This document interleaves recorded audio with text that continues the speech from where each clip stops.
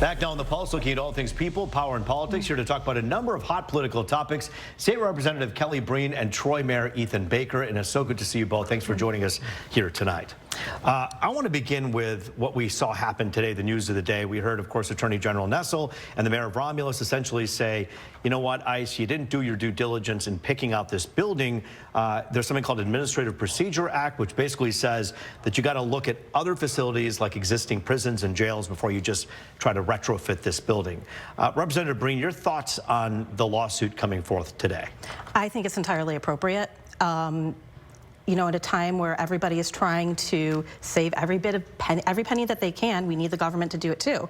And if there are facilities that are more ready, we have been shown many times that ICE has not been able to take care of the people in their detention facilities, so they should be looking at other options. And also, this is coming from the local community. The local community has a right for self-determination.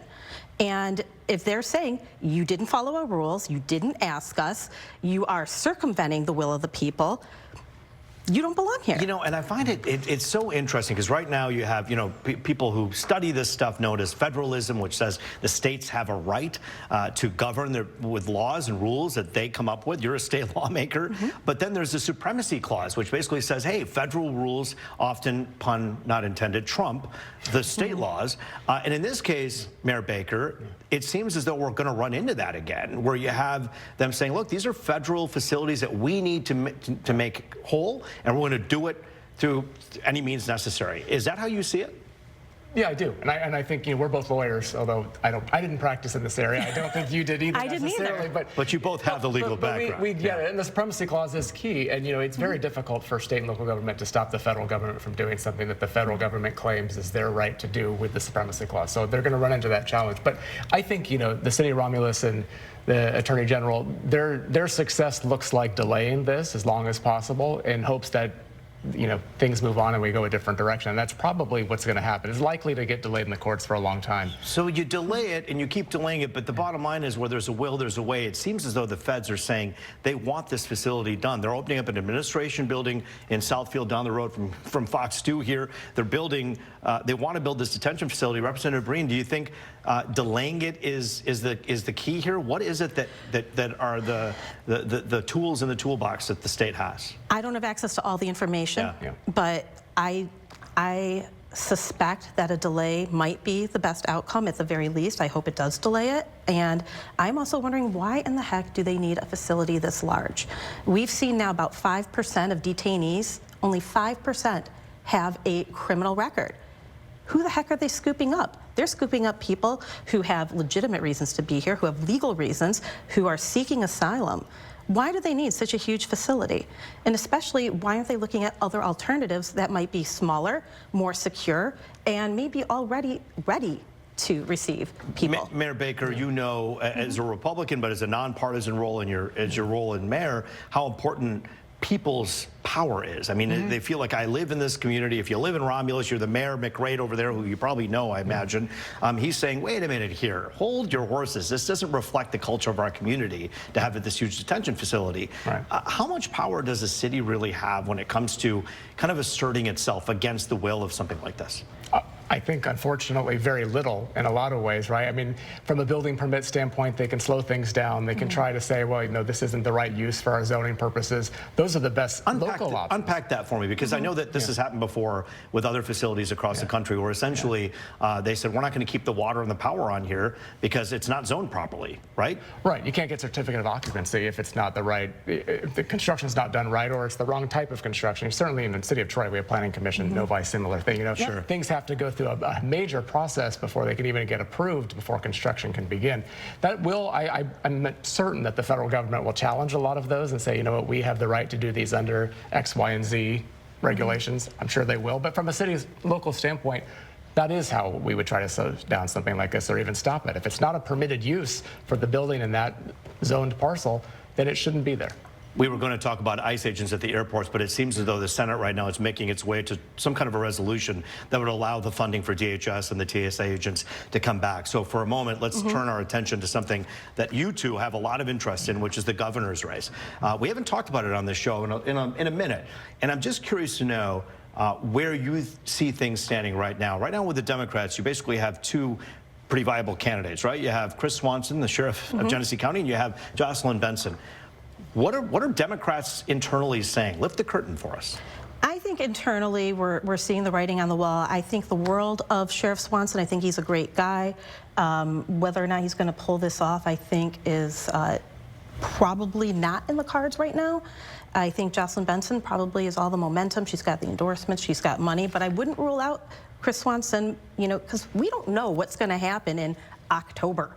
Anything could happen. As far as what we're thinking about what's happening on the other side of the aisle, I have many thoughts. Well, I find it interesting. I have thoughts about the Democrat side too, but I don't know. I'm sure you both do. But I find it fascinating that right now you have Perry Johnson, who has sat on this table many of times, running now really a competitive race against John James. And you know, money talks. When you spend, when you have $9 million at your disposal to spend without having to go to a PAC, go anywhere, and just kind of spend the money, people are hearing about him everywhere.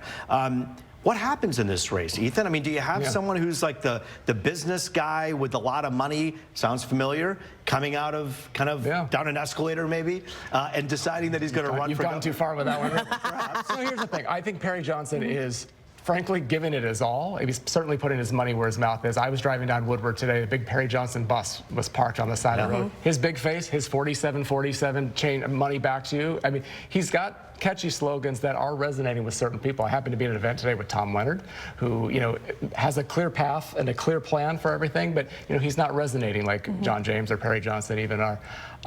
I don't know where John James is right now. He's not out there as much as the others, but I'm hearing, you know, rumors that Trump's going to endorse Perry Johnson. And I think that would be a major boost to his campaign, certainly in the primary, and it really hurts John James. So I don't know. And there have been rumblings in the political world that right now President Trump is less than happy that you know, John James wants to kind of leave his current post as a successful and effective congressman. But whether that's true, I don't know. But we do know Perry Johnson shares a lot of time at Mar-a-Lago with President Trump. The two of them are friends.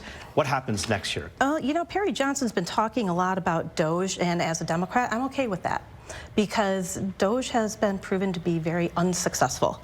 And right now, we just saw some recent polling numbers that came out that show President Trump's approval rating is 36%.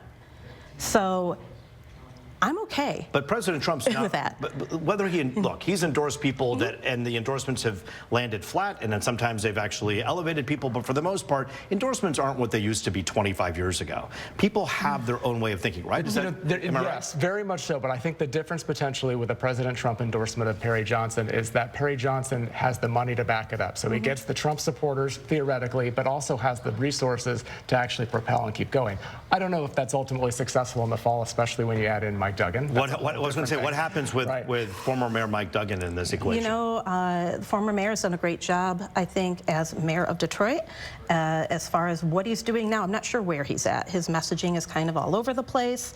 In the beginning, I think Democrats were worried about Duggan pulling votes from the Dem ticket over. Right now, I think he's probably pulling more Republicans over, which is going to make it for a very interesting Representative, wouldn't you say his messaging is relatively clear, basically saying if you're disenchanted with the left, I don't blame you. If you're disenchanted with the right, I don't blame you. And look at what I did in Detroit. I turned this city around in 12 years. I could do that with the state. Pretty clear message? That's a clear message, but not everything he says is that clear. When he talks about supporting the people of Detroit, there are plenty of factions that have come out and said otherwise. Mayor Baker, your thoughts on Duggan? Yeah, I think that I agree with the representative on much of that, and I think the issue is we don't really know who he's going to pull votes from. He certainly pulled on a lot of Republican money, which is concerning to the Republican Party here in Michigan. But you know, his messaging, other than I'm a turnaround artist like I did in Detroit, there is some question, and from a Republican standpoint, we still see him as a Democrat. I want to point something out, and this is like that's the reality. This is our soft launch into telling you about this. Coming up in May, we're actually hosting 2 debates here on The Pulse with all the candidates. We're inviting every single candidate who's running as a top candidate in both races to join us here on The Pulse. The invitations are going out tonight. I'm sorry, Aaron, repeat yourself. I couldn't understand what he just said. Okay, sorry, Aaron. I apologize.